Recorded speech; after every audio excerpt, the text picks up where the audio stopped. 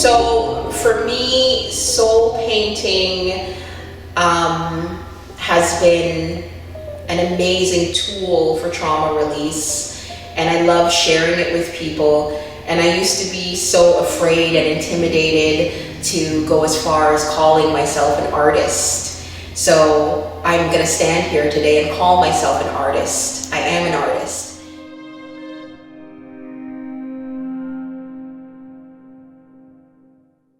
Why do you feel that you need to create?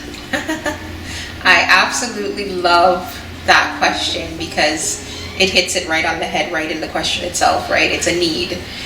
So the why, my why started with trauma release, needing that outlet somewhere to actually put it down physically. It's one thing, breath work is one avenue, and there's all these, exercise and those kind of releases. But what I love about soul painting and why it fulfills that need in the creation process for me is you get to put it somewhere, to put the trauma down, and you can walk away from it, and you can always still come back to it.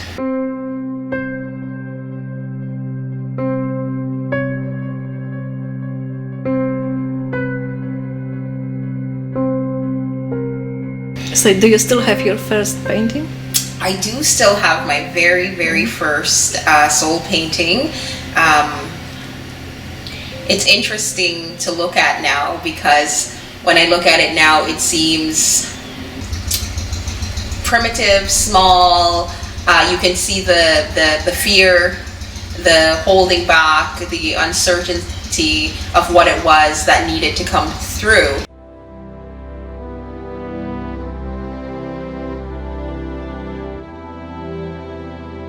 And what it was just a sea of people. It was just people, rows and rows of people, and the energy was good, and there was light, and it felt almost like these people were paying reverence or respect or prayer. And I think I added some things like an eye to represent the third eye, as now I'm coming back into this realm and trying to explain myself now. So I see a lot of trying to explain myself. I see a lot of fear in it. But I also see a lot of bravery too in tackling something that I thought was not something that was for me, right? Mm-hmm. I didn't look like someone who was a painter, or not like typical painters that I've seen. And of course there's lots of painters and artists and creators that look like me, but you don't always have access to them.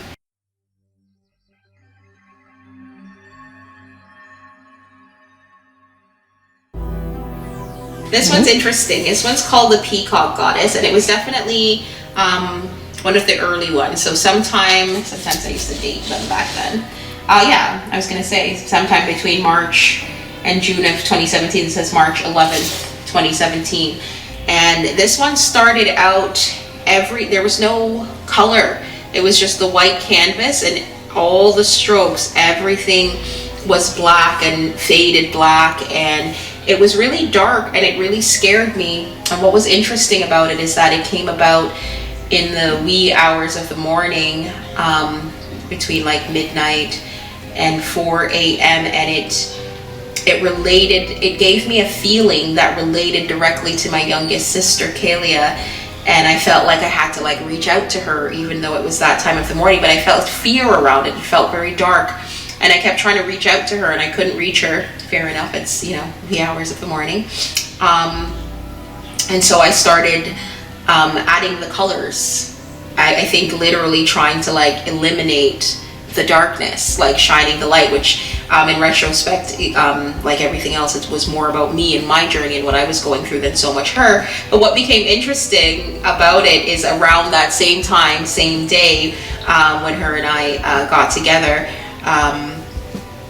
she had experienced a similar thing of like waking up during that time, and she woke up and actually caught someone like making purchases on her credit card and making purchases. And because she was up at that hour, she had noticed like, wait a second, I'm not actually making these purchases, was able to stop that. Whether the things are related or not, it was just really interesting that I felt so much fear, like she was in some kind of danger or something, and I tried to literally paint the darkness away when I couldn't reach her.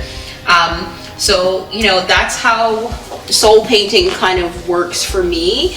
I don't have any like formal technique or artistic training or anything like that. For me, it's a release of things that I'm either, depending on my mental state at different points in the journey when the paintings or the soul expression comes out, it's where I'm at or what I'm trying to either move away from or even just like look at, just to like see, okay, what is it here that I'm expressing? What am I afraid of?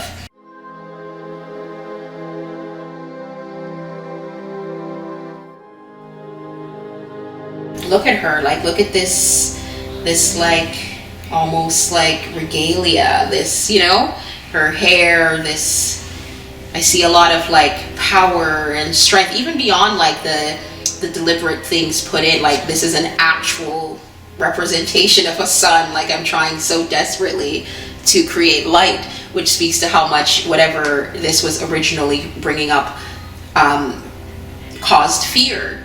And I've always seen myself throughout my life, even as a child, whenever I dream about an expression that I know is the same soul as me, whatever the body looks like, it always has like this really, really long type of hair. So I feel that this peacock goddess kind of represented me and a darker side of me, and it was the beginning, I think, of me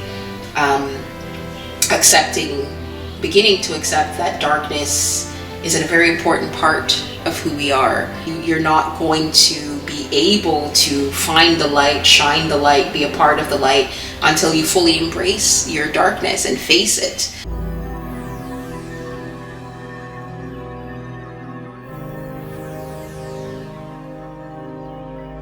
This one is called The List.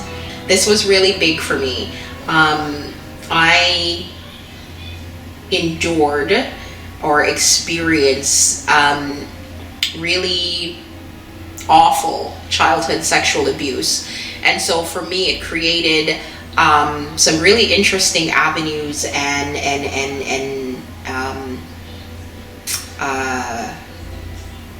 self-created traumas in my life around this issue. But I would never own this issue. I would never place this issue at the center. I never spoke about this issue. But when I look back, all the other so-called issues that were created were stemming from this, but it's the one thing that I refused to look at. So I spent a lot of time in my life in complete denial. Did not happen. Right? And then as I got older and got older and got older, you hit these moments in your life where it's a moment you can either stay where you are and fade, or you can do the hard thing and do the work and evolve.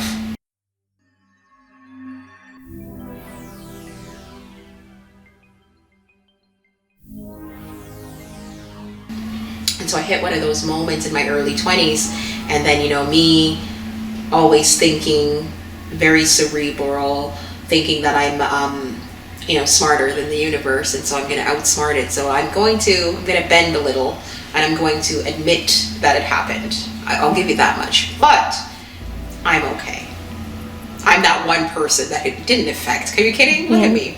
I'm okay. So we carry on like this for another decade in that space of it happened, but I'm fine. Really, guys, like, no big deal. And then, of course, again, you hit another wall, another plateau, and you know that you cannot move forward. But of course, it's more intense each time, and the cost to your well-being and your quality of life and all of that is more intense each time. And so I hit that final wall, which coincided with this reawakening in 2017, the 2016 leaving of my corporate job that I'd worked really hard to get to a certain point in starting a yoga studio in my living room. All these things from the outside might have seemed just completely offbeat. And a big part of that was when this expression came out. And it was really the beginning of the end of my suffering. this was a big part of that, because it started with acceptance when I talked about in my 20s. So I had kind of accepted that within myself, and then now realizing that now it's time to do the work, and that I literally can't move forward any further in my life.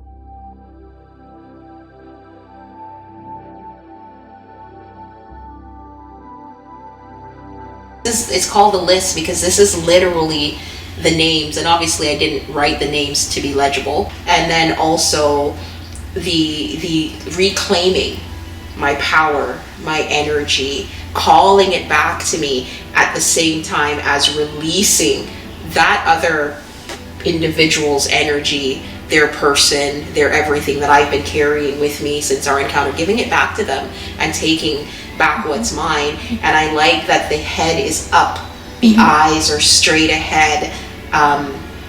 There is no shame. There's no shame in her game.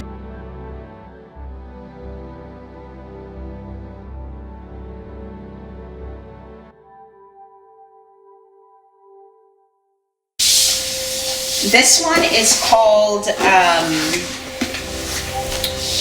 Push Pull. This is Remy, what would have been my fourth child, and we experienced an early pregnancy loss earlier this year. But this painting was painted like the others back in 2019, and it's interesting because my children always have a way of coming through. So I wouldn't have experienced this with my older two. I was in a completely different mental state, but they came through in paintings later on. I have one painting that's actually quite dark as well, but that represents my daughter, and I painted it when I don't remember how old she was, but it was definitely before she reached a certain point in her theater career, and I knew right away when the expression was complete that it was about her, like that the center figure was her, and all of everything around her, right? The light, the dark, the everything that feeding frenzy that entertainment can create. And she's always been a little star, and we always knew it. But that painting came through, that represented her, and that I knew that it was her. And then there's also one that came through at a different time. It's called My Little Boy. That one was interesting because in that meditation and process leading up to the expression coming out on the canvas, it was one of my first experiences with being aware, like fully aware of being somewhere else, even though I know I'm here in this room in my body, but I'm literally not just seeing behind the veil in my mind or in a meditation, but like looking at it, like almost like watching a movie on the TV screen or something. But I know I'm in my living room, in my home, in my little yoga studio back then. And it was me seeing, I call it a remembering, like, because that's what it was, really, a memory of me watching Ethan. He looked different than he does now, kind of. It depends on if you're looking at bodies or souls, but it's the same soul that lives in Ethan, now living in this body. And it was he was becoming a man in the Aztec culture, and I also looked very different, but I was very aware that that was me and that was him, and I was helping him to get ready to go away from me. There was that sadness, right, of that moms know. And then I was done. One thing I was certain of in life is that I was done having babies. That was for certain.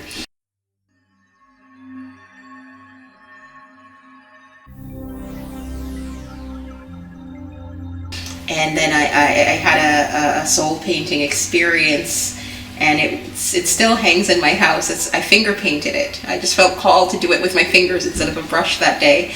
And it's this little blue, mischievous looking, almost dinosaur dragon looking figure with just yellow all around him. And I just knew. I said, oh my goodness, this is number 3. And it took him a little while, but he's here. And it's just, when you look at each of the paintings that my children came through, like, you just, if you know them, you're like, oh, that's Hannah. Oh, that's Eve. Oh, the little dot. Oh, okay, it just makes sense. And so this is Miss Remy, who was to be number 4, and she has this magnetic energy. And I always understood that this was representing my 4th child, and that she was going to be a force in the world and a very special type of person. I wouldn't have added magnetic until I was actually carrying her to how I would describe her, but I would have described her when the painting first came through as like powerful and a person of change in the world. And it's so interesting because none of that has changed. So here's the flag, right? And it's literally like this push pull, whether you want to call it yin or yang or light or dark, or not necessarily, but just like that, the differences. It's almost like they're pushing and they're pulling. Maybe the goal of that liberation is the same. It's more about my liberation and the end of my suffering and the removal from my grief. I know now that everything happened the way it was supposed to happen, and she was sent to help me to elevate and move to the next stage of my journey. See, in our world, we tend to think of those who give and give and give and give and give as good people, and those who take and take and take and take and take as bad people. But neither are healthy. There has to be a balance, a flow of giving and taking. And I think I reached a point in my life when I was carrying Remy where I had unconsciously, subconsciously, even more subconsciously, fallen into a place of martyrdom where I was just giving and giving and giving and never stopping to also make sure that there's balance in taking as well. And I have been conditioned in such a way through my life experiences that until now, until post my girl Remy, I would never ever choose anything or someone or anything else before myself. I'm okay with giving to myself and taking care of myself, but is everybody else okay first? And then, and only then, and then I'll maybe triple check or double check first. And I think a lot of women do this in our world. It's that external conditioning that causes us to put ourselves last. And the message that Remy brought to me, and this, I don't really care how it sounds to other people because it's my truth. I was supposed to choose me. My body is not at the optimal health and age and capacity to do this again. And I knew that, and I knew it deep within myself, but I would never allow myself to choose me. And then my great mentor, one of them, Dr. Bunmi Oyen San, she had loved the name, right? And she had dove deeper. Her name in Yoruba, Remy, she said, you know, Dr. Oyen San kept saying, I love that name, something about it. So she went and did the research and looked it up. It comes from the Yoruba name Remy Kulan, and Remy, it means, her name actually means the end of my grief.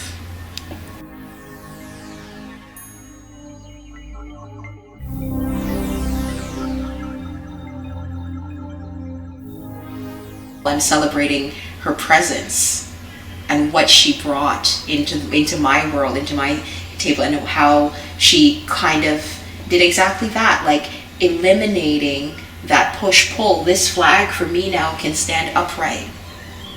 There's no, it may be going this way or may be going that way. It can stand upright.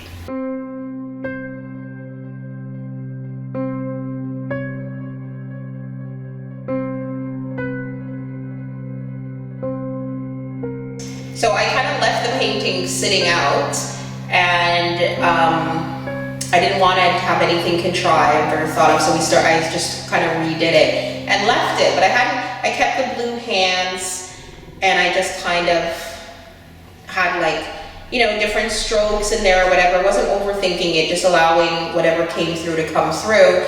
And then Isaac went in there, and I kind of was like, oh, at first when I saw him like going to town on it, and I was like, oh no, buddy, you're gonna ruin it. And then I leaned back and I looked at it and I thought, this is magnificent. So I just sat with him and joined him in it. And at the end, what we had was what you see here, my black hair garden. And these are the kind of words or what we're trying to bring across in it. In my black hair garden, atop my head, among the blooms, a nest, newborn baby hairs, feathered and protected, inside my mama's gentle winged palms. Rose-budded silk bonnet, comb clip, mirror, mirror, shovel confidence, decolonize my nap, compliment my cake.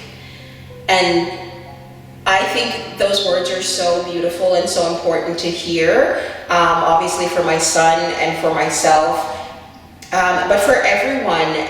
Every person of color in the world has had a similar struggle with the validation of the hair that grows naturally from their head. Whether it was the days for Black women when we would put a chemical relaxer that can cause brain cancer to straighten it because we were conditioned to think so little of the natural hair that came from our head, that it's not okay for it to be so-called nappy or kinky, that these were bad things, when these are things that you cannot control that happen naturally. So I like this idea that Isaac and I kind of expressed from our souls together of loving yourself, loving your hair, loving your cake, just exactly as it is, but also beyond loving it, not being afraid to tell others that it's okay and they should love it too,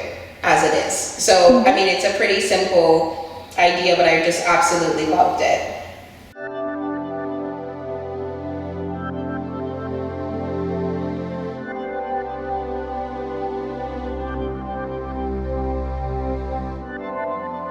So what I'm seeing here now, because I don't see any like little faces around, I'm seeing a forefront face, a big face. So I don't know who it is. I don't know what it wants, if it wants anything. I don't know why it came, what it came through. It does look African to me, but that's not based on anything. I didn't experience any special insights or anything like that.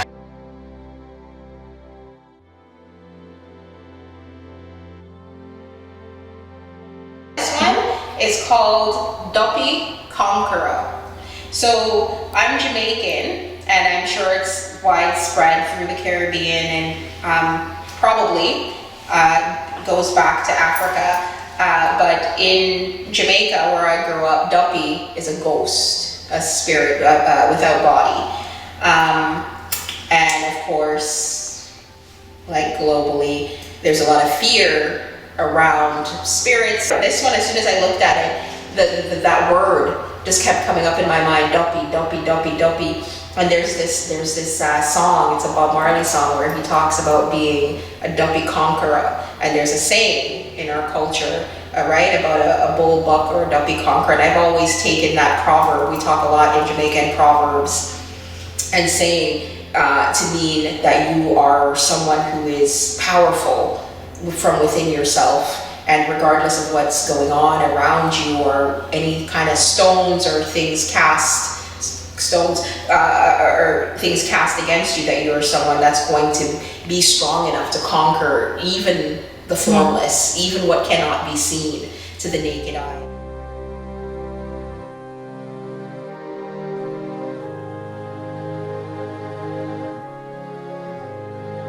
And I knew instinctively and naturally that this being was a different version of me that obviously exists now, as everything does, in some form, some space and time. It's all happening now, past, present, future. And this is this being, this energy, this version of me is that Duppy conqueror, like that bold, that, you know, ready to take it on. So I have a few words that I wrote about it. I don't think that this particular writing about it is finished. I don't think the piece is finished. But what I have so far, it reads, Duppy Conqueror, them most certainly know who for frighten. And you know say me, I ain't never scared. Definitely obstacle free. Om gan gan pataye namaha. So I think that's all the words that I have written, but I can see my thought process and what I'm pulling out of the piece. And as I paint more, I think more will come. So that first line, them most certainly know who for frighten. We say that a lot in Jamaica. We say that Duppy knows who for frighten. A ghost knows who to scare. So somebody who is one of these big, like, puffed up spirits that's like intimidating, we meet them all the time in the world. They know who to pick on. Right? They might not approach a certain personality in the same way they would approach a different personality. They tend to pick on the meek.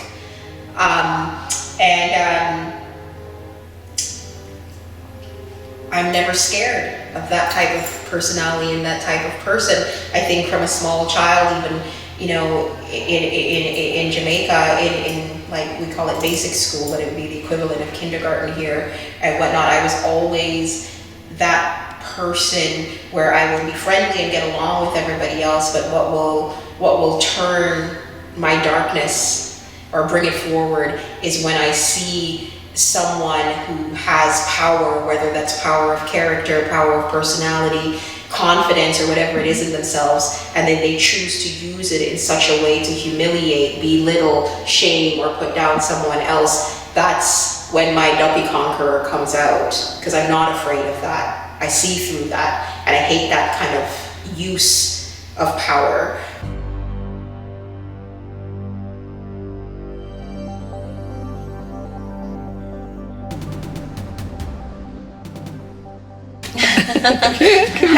I've outgrown them. They're so far removed from just where I am in my journey, and it's interesting to look back, but I feel like the person that they speak about is no longer is no longer here. Like, I've kind of evolved past these stages, so I'm more interested now to see like what's going to come out, what's next. I don't have any technical training. I haven't been to art school. I'm still working on the little voice inside my head that says things like, you can't draw or whatever, because we're all capable and have the capacity to do whatever we want. So for me, being an artist came down to surrendering my ego, surrendering my attitudes, surrendering my external conditioning, surrendering even the way that I think about myself and what's available to me. And so through that surrender and everything that it captions, I've been able to allow myself to simply be a portal through which everything comes through. The way that I am with my family, the way that I am in my business relationships, the way that I am when I sit and allow whatever comes through to come through myself as that portal onto the canvas in my soul paintings. I love doing it. I'm never going to stop doing it, and I'm so proud of this evolution of where I can stand here and proudly and confidently and truthfully within myself and feel no imposter syndrome or anything about it, and simply say, I am an artist.